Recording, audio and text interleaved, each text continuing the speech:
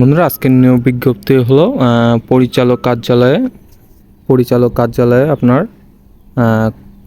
Kurmitola general হাসপাতালে নিয়োগ বিজ্ঞপ্তি। বন্ধুরা, এটা হচ্ছে সরকারি নিয়োগ বিজ্ঞপ্তি প্রকাশিত হয়েছে 13 মে 2024 তারিখে। ঠিক আছে, তো এখানে হচ্ছে আপনার এই ওয়েবসাইটে আপনার আবেদন করতে হবে।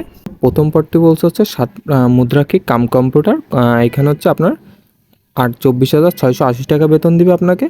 এখানে বলছে যে কোনো স্বীকৃত বোর্ড হতে স্নাতক বা সম্মান পরীক্ষায় উত্তীর্ণ। ঠিক আছে, আপনার বলছে কম্পিউটার চালানোর দক্ষতা থাকা লাগবে।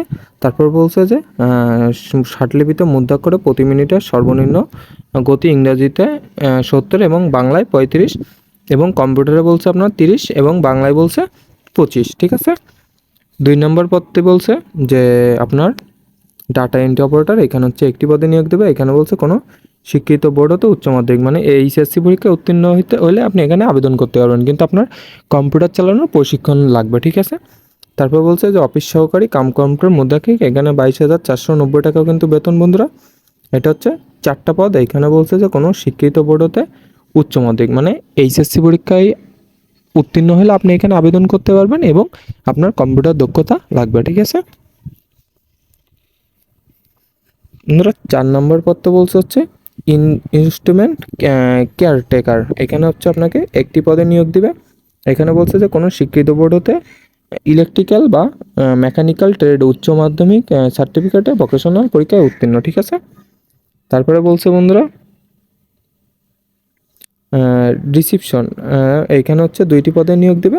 এখানে বলছে যে কোনো শিক্ষিত বোর্ড হতে মাধ্যমিক স্কুল সার্টিফিকেট মানে আপনাকে এসএসসি পরীক্ষা এখানে আবেদন করতে পারবেন। ঠিক আছে, তো এই 1 থেকে 5 নম্বর পদগুলোর জন্য আপনি এই জেলাগুলো থেকে আবেদন করতে পারবেন। ঠিক আছে, এখানে বলছে মানিকগঞ্জ, নারায়ণগঞ্জ, রাজবাড়ী, টাঙ্গাইল, ময়মনসিংহ, জামালপুর, ব্রাহ্মণবাড়ী, চাঁদপুর, কুমিল্লা, জয়পুরহাট, পাবনা, সিরাজগঞ্জ, নওগাঁ, নাটোর, কুড়িগ্রাম, নীলফামারী, সাতক্ষীরা, কুষ্টিয়া, বরিশাল জেলা ব্যতীত অন্য জেলার প্রার্থীগণ আবেদন করতে পারবেন। তবে সকল জেলার প্রতিবন্ধী বা এতিম প্রার্থীগণ আবেদন করতে পারবেন। এই জেলাগুলো থেকে আবেদন করতে পারবেন না, বাদবাকি যারা আছেন তারা আবেদন করতে পারবেন। ঠিক আছে, তো 6 নম্বর পদটি বলছে হচ্ছে অফিস সহক। এখানে হচ্ছে 20,010 টাকা পর্যন্ত বেতন। এখানে হচ্ছে 76টি পদ রয়েছে।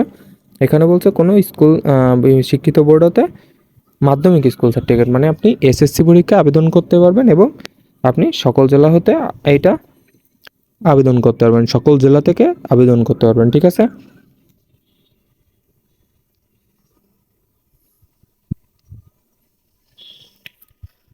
বন্ধুরা চাকরির বয়স অনুযায়ী আপনার বয়স হওয়া লাগবে 18, এটা তো জানা থাকে। আর বীর মুক্তিযোদ্ধা হলে আপনার বয়স 32। ঠিক আছে, তো আপনাকে এই ওয়েবসাইটে ঢুকে আপনাকে কিন্তু অনলাইনে আবেদন পূরণ করতে হবে।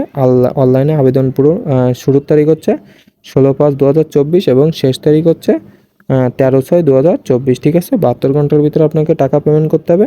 এবং ছবির সাইজ বলছে যে 300x300 পিক্সেল এবং আর স্বাক্ষর সাইজ বলছে 300x80 পিক্সেল এবং ছবির সাইজ আপনার 100 কেবি এবং স্বাক্ষর সাইজ আপনার 60 কেবি। ঠিক আছে, আপনি ফর্ম পূরণের জন্য আপনাকে টাকা পেমেন্ট করার জন্য বন্ধুরা এখানে বলছে যে 1 থেকে 5 নম্বর পদের জন্য 218 টাকা এবং সার্ভিস চার্জ সহ 223 টাকা আপনাকে কিন্তু পেমেন্ট করতে হবে। এবং 6 নম্বর পদের জন্য বলছে 100 টাকা, সার্ভিস চার্জ সহ 112 টাকা আপনাকে পেমেন্ট করতে হবে। আপনি পেমেন্ট কিভাবে করবেন বন্ধুরা? আপনাকে অবশ্যই টেলিটক সিম থাকা লাগবে।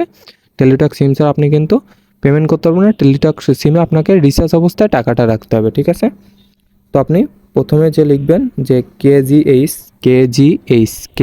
কেজিএইচ স্পেস আপনাকে অনলাইনে আবেদন করার পরে আপনাকে উপরে বা নিচে একটা ইউজার আইডি দেওয়া থাকবে। ইউজার আইডিটা 16222 নাম্বারে সেন্ড করবেন। সেন্ড করার পর আপনাকে এমন একটা এসএমএস আসবে যে অ্যাপ্লিকেশন নেম আপনার নাম দেখাবে এবং আপনাকে একটা পিন দিবে। পিনটা আপনি পরবর্তী এসএমএসে বন্ধুরা কেজিএইচ স্পেস ইএস লিখবেন। লিখে আপনাকে যে পিন নাম্বারটা দেবে পিন নাম্বারটা আপনি সেন্ড করবেন। সেন্ড করার পরে আপনাকে এমন একটা এসএমএস দেখাবে এবং আপনার অ্যাকাউন্ট থেকে যে আপনি যেটার আবেদন করতে চান 223 টাকা হলে 223 টাকা, 113 টাকা হলে আপনাকে 113 টাকা কিন্তু কেটে নেবে তারা। ঠিক আছে, তো কংগ্রাচুলেশন, আপনাকে নাম দেখাবে, পেমেন্ট দেখাবে, তারপরে এখানে আপনাকে ইউজার আইডি এবং পাসওয়ার্ড দেখাবে। বন্ধুরা, ইউজার আইডি এবং পাসওয়ার্ডটা আপনারা সুন্দরভাবে চেক করে রাখবেন কারণ পরবর্তীতে আপনারা ইউজার আইডি এবং পাসওয়ার্ডটা ব্যবহার করে আপনাকে কিন্তু অ্যাডমিট কার্ড তোলা লাগবে। অ্যাডমিট কার্ড না তুললে কিন্তু আপনি পরীক্ষা দিতে পারবেন না, ঠিক আছে?